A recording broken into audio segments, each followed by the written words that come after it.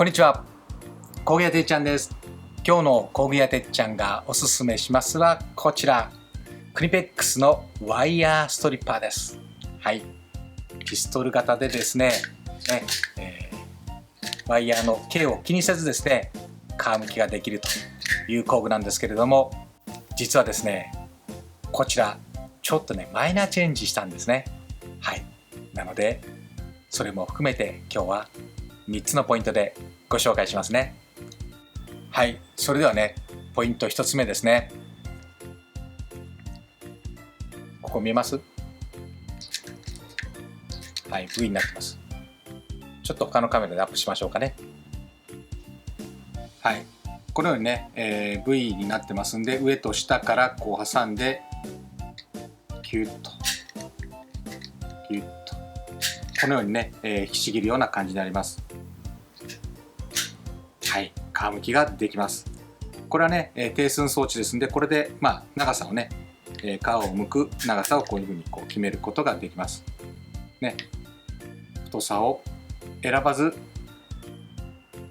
キュッと簡単に配線の皮むきができるというのがですね、ポイント1つ目になります。そしてポイント2つ目です。これがですね、今日伝えたかった最大のポイントですね。マイナーチェンジしたポイントです。これ昔のタイプなかったんですよ。これね、なかったんです。見えますかね？プラスとマイナスって書いてます。これはですね、この刃の掴む力をですね、プラスにしたりマイナスにしたりすることができるわけです。はい、ちょっとアップにしてご説明しますね。はい、このような配線、これ剥くときはね、全然こう大丈夫です。でも例えばね、細いもの、細い配線、このような細い配線ね、これを剥こうとしたときに、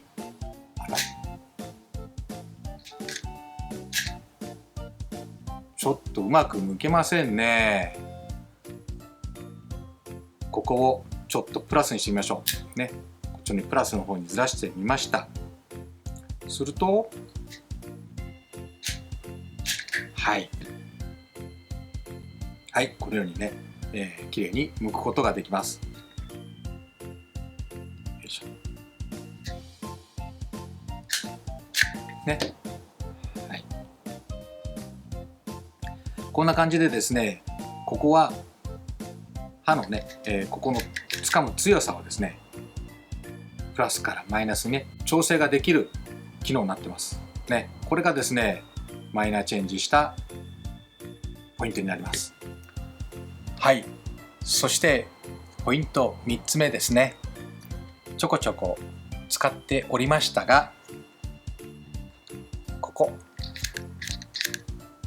見えますでしょうか？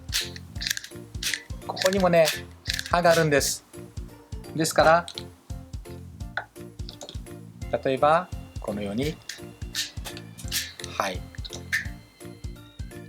ここでね切断することができるわけです。はい、ポイント3つ目はですね、ここで配線をね切断することができるということです。はい、僕もですね、このマイナーチェンジはですね気づいていなかったです。たまたまよく見てたらですね、あったかなこんなのね、そこで、気づいた点です。お客さんも気づいていない人も多いかと思いますけれどもね、そんなことで発見したものですから、今日はご紹介させていただきました。